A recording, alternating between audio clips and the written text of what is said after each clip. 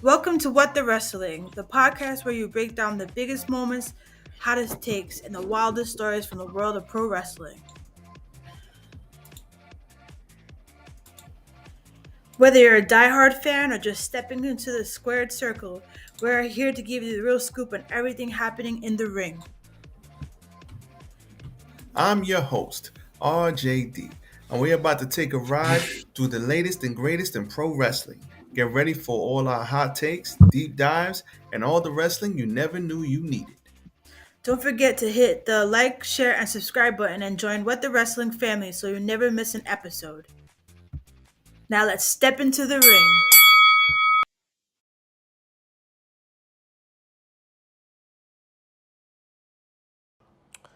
You're listening to the What the Wrestling podcast, the show that brings you all things wrestling with your host, RJD.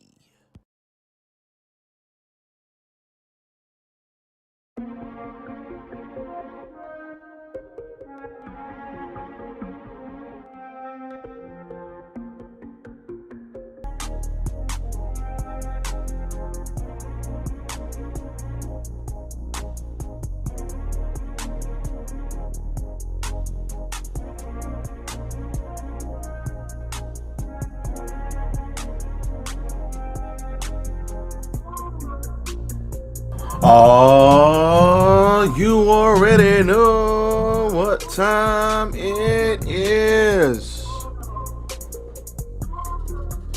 Tiger uppercut. AEW, everybody, with a sprinkle of Monday Night Raw. Welcome. You guys already know I'm here for a good time, not necessarily a long time, so let's not waste any time. Let's go.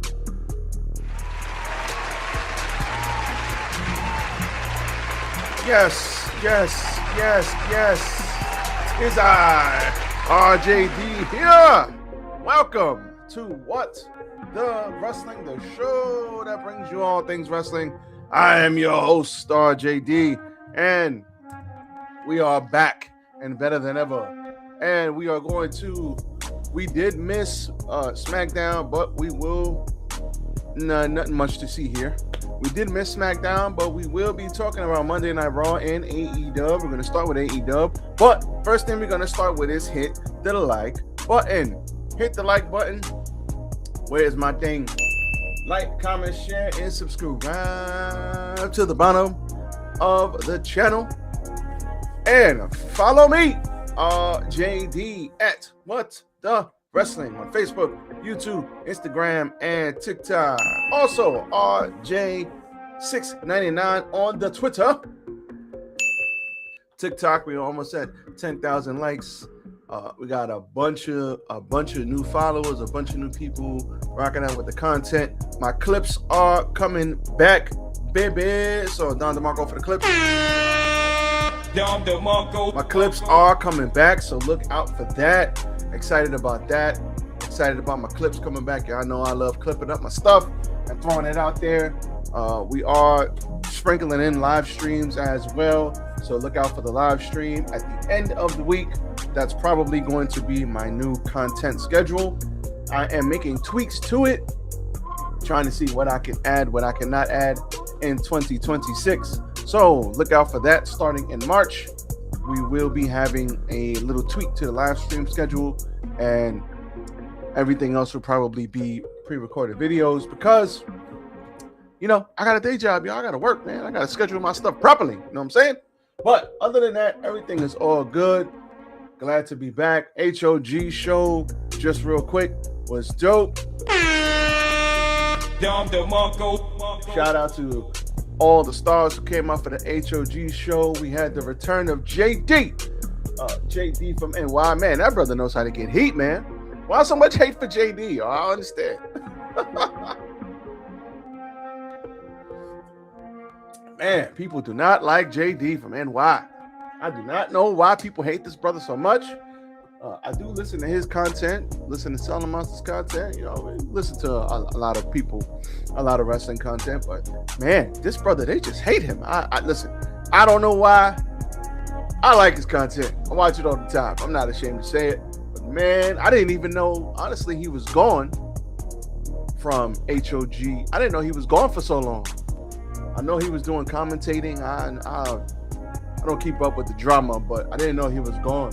But good to see him back. We don't want to see anybody, well, I don't want to see anybody lose their livelihood or mess up the bag or whatever. You know, there's enough here for everybody, so everybody could go out and win. So at the end of the day, good to see him back. Good to be back at HOG.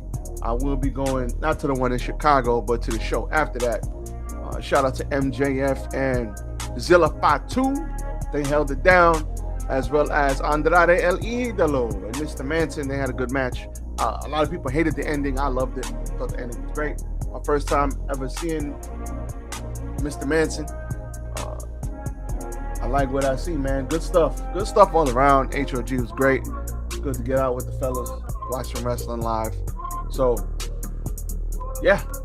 Independent wrestling, man. Go support your indie shows. So, with that being said, let's give them a Don DeMarco. No updates as of yet.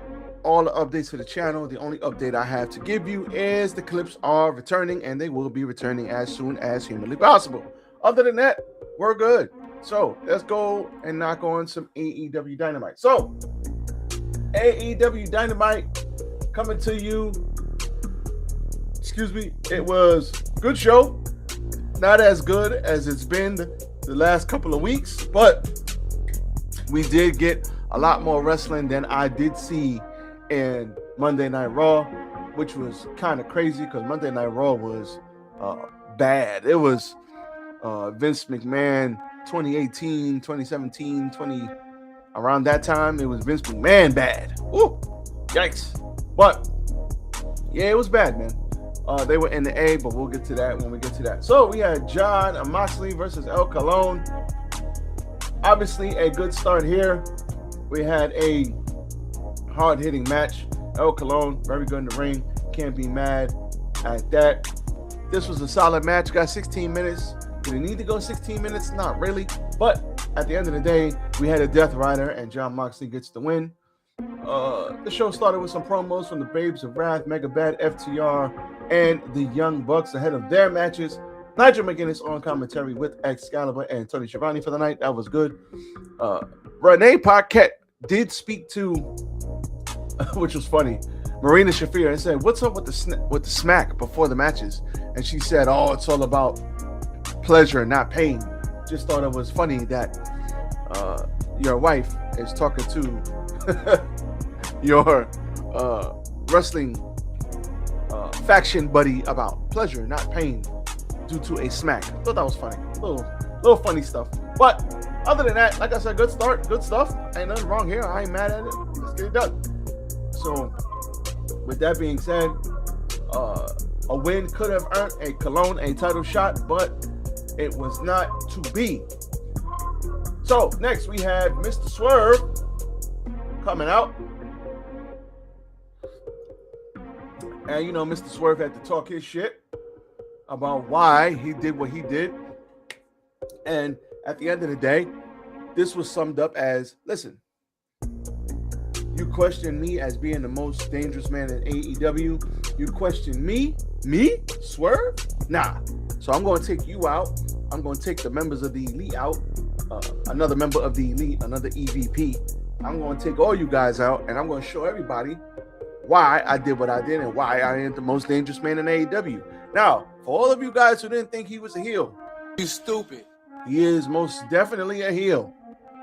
Anybody who talks about Tony Schiavone needs to get booed. Highly booed. But at the end of the day, this was good here. It was short, sweet, to the point. Somebody did call Swerve a piece of shit, and he said, "Your mama, boy." Now, low-hanging fruit, yes, but at the end of the day, talk your shit, Swerve. Talk your shit. So, I ain't mad at it. We did have later on in the day, Brody King said that he is the most dangerous man in AEW, and he says, "Swerve, I'm going to show you." So, He wants a match with Swerve. I'm pretty sure that's what we're getting. I don't know if it was it confirmed? I don't know if it was, but if it wasn't, that's probably going to be the match at the next pay-per-view. So I am looking forward to that. As always, Brody King and Swerve is going to be one hell of a match. So take my money. It's all good. So we had Orange Cassidy versus Gabe Kidd. This was solid stuff here. Orange Cassidy, as always, is great.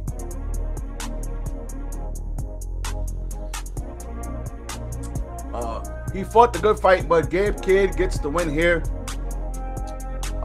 A big win for Gabe Kidd as well. I like the part where Orange Cassidy came down.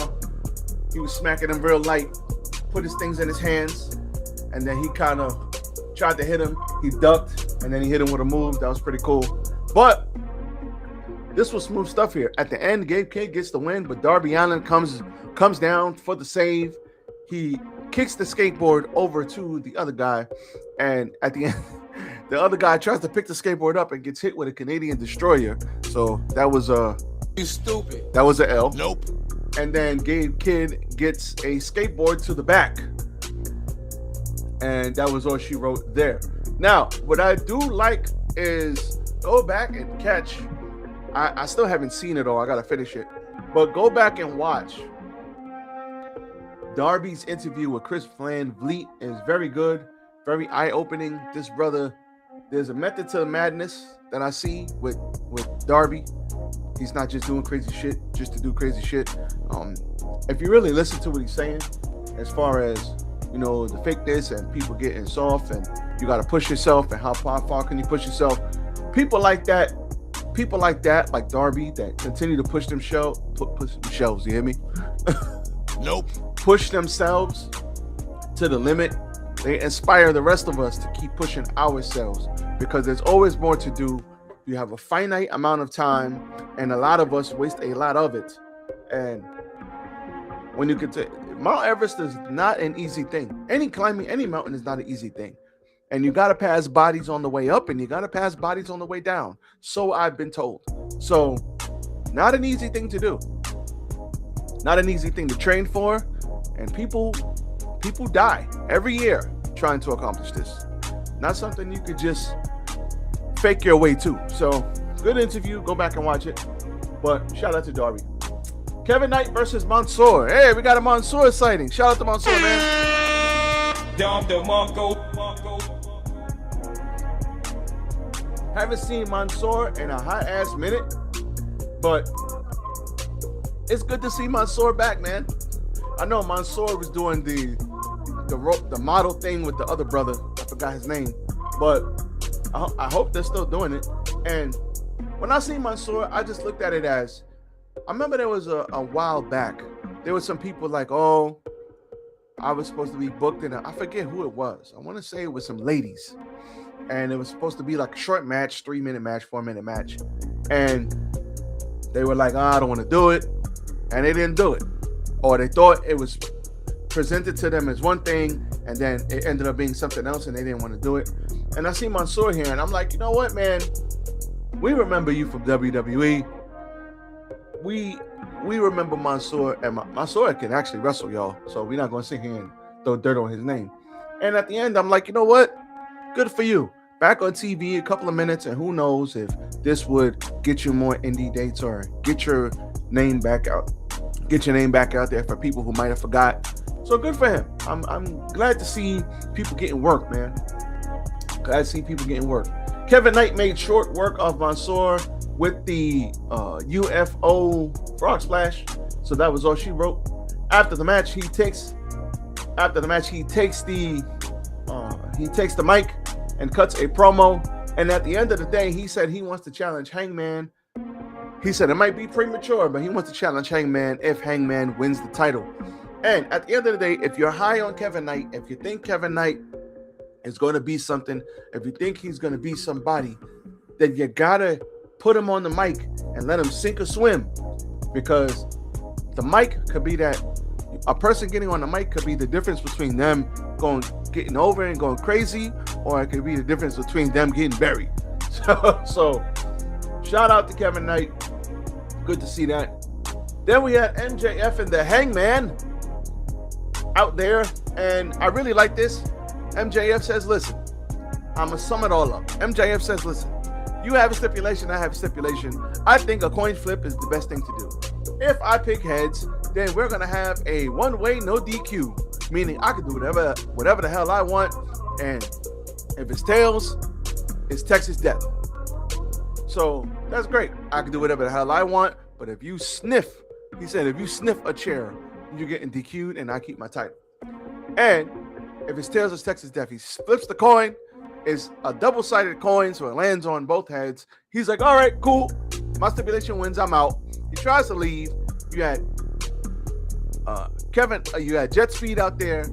He goes to the other side. You got Brody King out there. Comes back in. Hangman's like, let me see the quarter. Let me see the quarter. He's like, listen. We'll flip another coin. Shivani gets the quarter. Double-sided heads. He gets a call from the back. Tony Khan just made it official because of your nonsense. It's Texas death. MJF is all sad. Hangman is happy. And this was very entertaining. I'm good with this.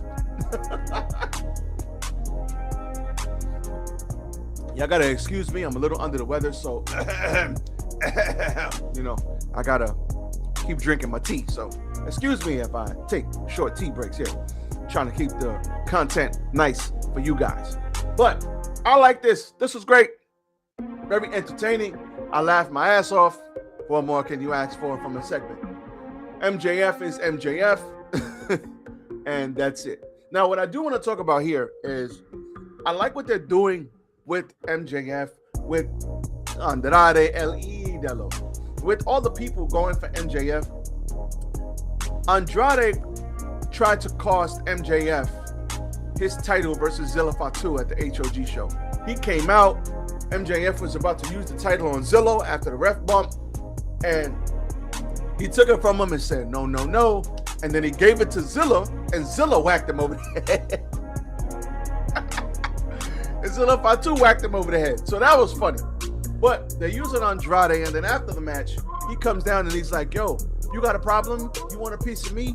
All right, I got something for you. He said, Max, you do too much. I'm going for the title. I can't do an Andrade impersonation. But shout out to Andrade, man. That brother's really good. But he's like, yo, Max, I'm going for the title, man. I'm going to do what I could do. So hopefully those two have a match. And I think there's a Mexican show coming up soon, a show in Mexico. So maybe it'll take place there. Maybe it'll take place on a pay-per-view. I don't know. But Andrade is doing some good work. This is reminding me of Andrade, Zelina Vega, NXT Black and Gold Andrade. He wasn't talking that much. Zelina was doing all the talking. But Andrade, I see you, Playboy. But I like that. They're taking from all over the place and they're adding it into the story with MJF that he really has no friends. People are coming from him from all sides. So Swerve is trying to take out all the competition. He's got Kenny Omega up out of here. He's going to try and get Brody King up out of here. He wants a title shot. He wants to put himself in prime position. Hangman, I don't like his chances, so he about to be up out of here. And, I mean, there's ways around it, but everybody's going for the title. That's what I like to see. Now, World Tag Team Championship match. One thing I said was the Babes of Wrath versus Mega Bad. I was like, I feel like I just saw this match. And you know why? Stop it. Get some help. Because I did just see this match. So they are running this match back, which made me think, okay, we're getting a title change here. But unfortunately, Penelope Ford got hurt. First of all, speedy recovery for you, Penelope Ford. Hope you make it back. I hope the leg injury isn't too crazy. But she did a moonsault onto everybody.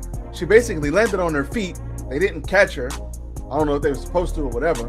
But she landed on her feet. And she was seen after the fact backstage. And unfortunately, she never got back on the apron. It's like she got on one knee, and then it was kind of like that was it. And then the ref was talking to Willow. Willow got off the apron, got back on the apron. It was weird. Like, if you're looking around and not just paying attention to the match, it looked weird as hell.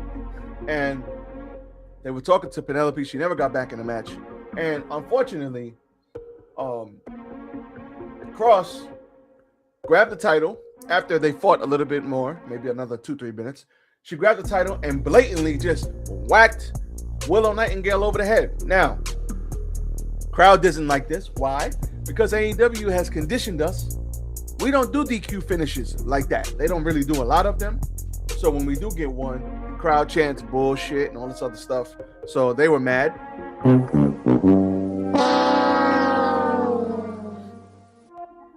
But at the end of the day, I think they got a couple of things they can do. If Penelope Ford is out, and she's going to be out for an extended period of time, they can match up Cross with Megan Bain, and those two monstrous ladies.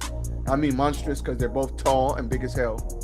Not big, but tall and strong. Those big two mountain ladies could just roughhouse everybody, get the tag team titles, and they could just start whooping everybody's ass because they're big as hell, and it makes perfect sense. They're like the Twin Towers of, I know I'm dating myself, but David Robinson, Tim Duncan, if you know, you know. They're like the Twin Towers of the ladies in the tag team division. Naturally, if they link up, done. Now, if Penelope Ford is not going to be out that long, then they could do something, kill some time, run this match back in a month, a week, 2 weeks, however long it takes her to get ready, and continue with the original plan. So, what the hell is that on my shirt? I don't know what that is, but I'm looking at this like, what is that? Anyway, that's weird. But they can continue to do what they were already doing. So, speedy recovery to her. A lot of people caught the injury bug. Both companies have the injury bug right now, so I'm hoping that they are okay. Brody King versus Mark Davis. We had another F Ice chant, and if you thought it was going to stop, oh my God, it's not. Stop it. Get some help. You bringing light to the stuff with Brody King, whether it was Meltzer or whoever, you bringing light to it, to the wrestling community, it's only going to make them want to do it even more. So now we're going to get F Ice chants for the foreseeable future because of it making the news. So with that being said, Brody King and Mark Davis, this ended in a, two big dudes having a big dude match, just beating the hell out of each other. It was actually a very good match, but the end was kind of weird because he went for a clothesline, Brody backed up, Brody went for a clothesline, and then he did something else, and then he ducked it, grabbed him, clotheslined the hell out of him, and got pinned. So there was talk that Mark Davis was a little loopy, or he looked a little off going to the back. So maybe he got knocked a little loopy and they called the audible to finish the match. I don't know. But if he is hurt, hopefully Mark Davis, speedy recovery to Mark Davis, because he's very good as well. But damn, seems like everybody getting hurt. So Bandito wants a match with Andrade and Brody King wants a match with Swerve. So I'm looking forward to both those matches. Literally looking forward to both of them. Then we had the All Hell Break Loose 10-man tag match. So we had Perry, Matt and Nick Jackson, Xavier and Wentz from the Rascals fighting Ricochet, Toa Leona, Bishop Khan, and Hardwood and Wheeler. I cannot tell you everything that happened in this match because this was all gas, no brakes. Yeah, so in the beginning of the match, Jungle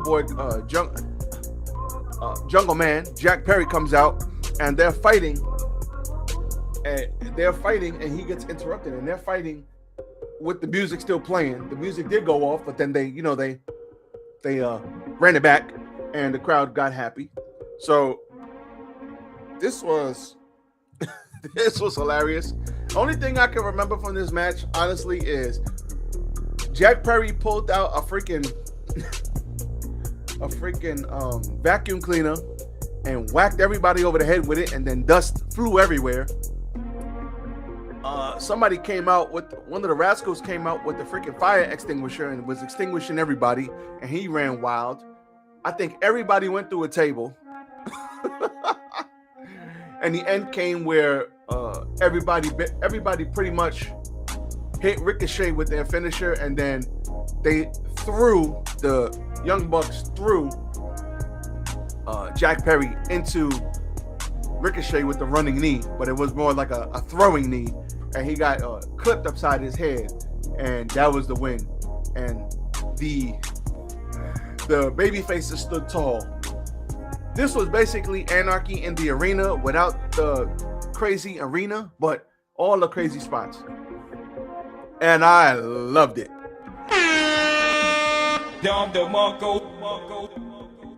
These guys were working hard. Everybody's got to get their shit in. And this was great.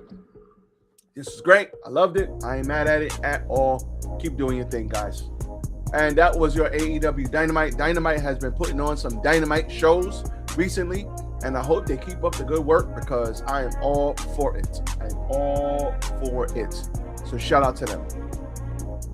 All right, Monday Night Raw. Monday Night Raw was boring as hell, but let's go through this real quick.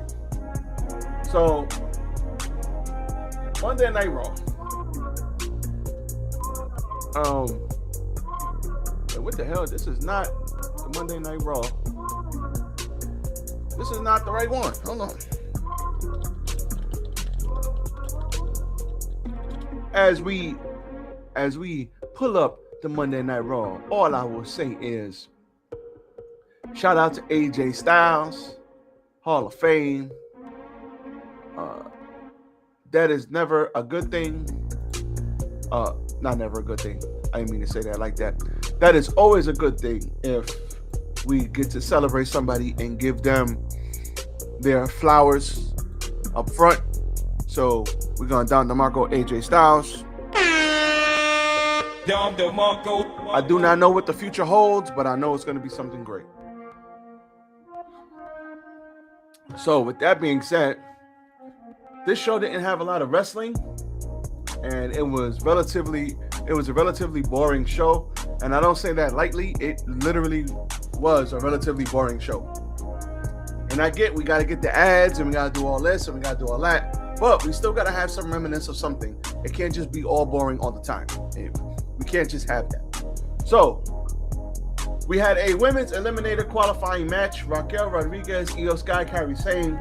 Raquel pins Io for the win. She punches her ticket. She pinned Kairi Sane for the win with the Tejada Bomb.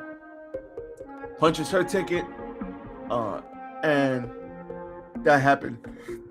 Finn Balor and JD Big Dunna made up in the clubhouse. But Dominic Mysterio was saying, listen, I know you didn't want any help. You want to do it on your own, but I want help. And now I got to defend my title against Penta. So can I count on y'all to back me up? And Balor says, listen, maybe you need to figure it out, and maybe you need to grow up. I did what I had to do on my own. You need to do what you need to do on your own. So grow up. I ain't helping you. Cool. That happened. Mr. Bouncy beat Kofi Kingston with the OG cutter. And I noticed that brother from the New Day is hurt. So that sucks because Woods got a shoulder injury and he's hurt. And it sucks because, like I said, ever since the New Day turned heel, they haven't done jack shit with them. And it effing sucks. It effing sucks. Paul Heyman came out, and I need to understand something like this. All right, so let's see. This is an L. You stupid. Nope. So Paul Heyman comes down with Brock Lesnar. Brock Lesnar opens up an open challenge at WrestleMania to see who's going to step up in the locker room to challenge him and take the risk. The crowd starts chanting, Oba, Oba. But the previous segment before, you had Oba Femi and Rusev going face to face because that's probably going to be the preemptive match before Oba gets to Brock. But the crowd knows Oba's there. So why didn't Oba come out and go at Brock Lesnar? The crowd already wants this. So I get it. You want to take your time. Don't give the crowd what they want right away. I understand that. The crowd already wants this. And then they put Brock Lesnar's dates on the screen. Why do I give a goddamn about Brock Lesnar's dates? Nope. You stupid. Why do I care if Brock Lesnar has 6 dates, 10 dates, 20 dates? Like, why do I care? I want to see wrestling. I want to see Brock in a good story. I want to see Brock in a good match. I don't care if he's got 15 dates. You think that's going to help you sell tickets? I heard the ticket sales were a little low. Not that they're, terrible or bad, but I heard they're a little low, and I don't know if this was a de facto rebuttal against the low ticket sales. Putting Brock Lesnar's dates up on the Titantron is not going to make me want to go buy $1,000 ticket for the nosebleed seats. Because say what you want about these tickets, they're too damn expensive. Now, could I go spend $1,000 for a nosebleed seat ticket and be in the room? Yes. Okay, cool. I get the money to do that. But could a family of 3 or 4 or 5 go spend $1,000 a damn seat for the nosebleed seats? No. Like, I get making money, but I also get, it's supposed to be a family show. These ticket sales are astronomical. They're out of control. I should not have a ticket sale should not be a rent or a mortgage payment. It should not be that unless it's a big show and you're sitting on the floor, then I understand it. I mean, you got to pay a couple $1,000s for the floor. I get that. But $800 for me to be in the 300, 400 section? Are you stupid? You stupid. I mean, and I only got like 2-3 matches on the show? Come on, son. Come on, son. I didn't understand why this is not going to help WrestleMania sales. And you know what else is not going to help WrestleMania sales? You blocking out all of the bars and the lounges that are in Vegas or in any of these major cities that you're doing shows at. You blocking the bars from licensing it, it's not going to help people go buy the ticket to the show. If I could spend $25, $50 to go into a bar, I'm going to help the local economy. I'm going to eat. I'm going to drink. My friends are going to come with me. It's going to be 2, 3, 4, 5, 6 people. The bar's going to be packed. It's going to add to the local economy. It's going to help out whatever city that they're showing WrestleMania or Elimination Chamber. Whatever city WWE is in, it's going to help the local economy by having all of these bars license the fee and license the show so they can show it and throw an event. And if you black out all of that, you know what people are going to do? They're going to stay their ass home. That's what they're going to do. Oh, I can't go out to the bar and watch? Okay, F you then. You think that's going to make me want to go buy $1,000 ticket for the nosebleeds? No, I'll just stay home.